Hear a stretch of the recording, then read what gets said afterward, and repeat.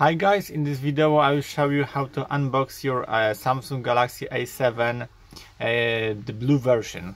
In my opinion, the blue version is the best version of this color Samsung. So in the box we have a Samsung. It's very well played blue color. As you see, it's very nice. It's my favorite color from Samsung. In the box we have other phone paperwork, USB cable, headphone jackets, and charger.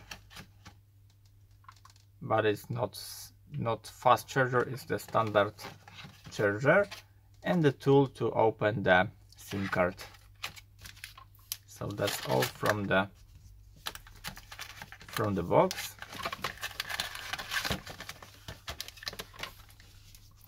Got it inside, and let's take a look one more time on our phone. This is the blue color. In the description it says it's the blue, right? But for my opinion it's the blue metallic. Anyway, I hope the video is helpful for you. If yes, you can thumbs up, subscribe my channel. See you by next video. Hey.